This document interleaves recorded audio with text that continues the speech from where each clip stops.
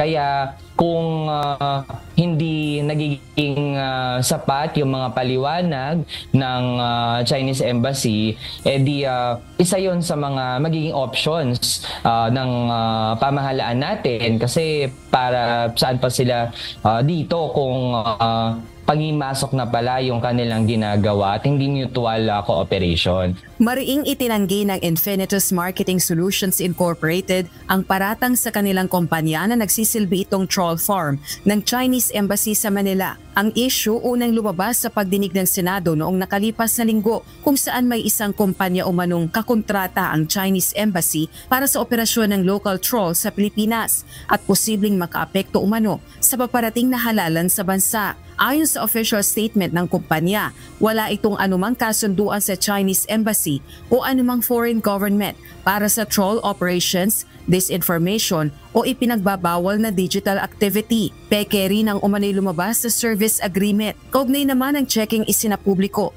Legal umano ito at justified dahil sa mga serbisyong ipinagkakaloob nila sa mga kliyente, kabilang na ang diplomatic institutions. Pagtitiyak din ng kumpanya na ayon sa regulasyon ng Philippine Banking, Tax, Anti-Money Laundering at Corporate Laws ang ibinayad para sa kanilang serbisyo. Gayunman, ang nakaalarma ayon sa kumpanya ay ang hindi otorisadong pagsasapubliko ng kanilang financial records. Dagdag pa ng PR company, hindi sila trolls kundi mga professional. Hindi rin umano sila sangkot sa trolling, online harassment o pandaraya. Hinikayat din ito ang mga opisyal ng gobyerno, media at mga institusyon na itaguyod ang constitutional presumption ng innocence, kasagraduhan ng ebidensya at prinsipyo ng katarungan. Handa naman umano ang Infinitus PH na rumisponde sa anumang lehitimong investigasyon sang-ayon sa ipinahihintulot ng batas. Una nang binanggit ng Chinese Embassy sa Manila na hindi naghihimasok sa internal affairs ng ibang bansa ang China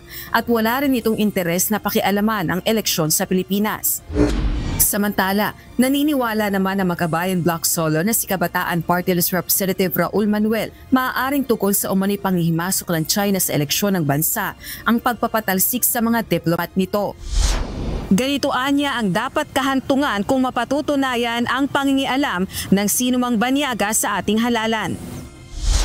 So yung ganitong standard natin, we set the same standard doon din sa iba pang mga governments. No? This is a warning primarily to those officials ng China in case umabot sa punto na magpa-alis tayo ng mga diplomat. Actually, may pagka-symbolic din yun eh. Ibig sabihin, kung ano man yung kanilang nalatag na disinformation networks or malalalim na mga spying networks ay nakaugat na yan hanggat hindi natin i-uproot. Inimbitahan na ng Senado sa susunod nitong pagdinig ang kumpanyang sinasabing may kasunduan sa Chinese Embassy para makapagpaliwanag sa mga isyung ibinabato laban dito.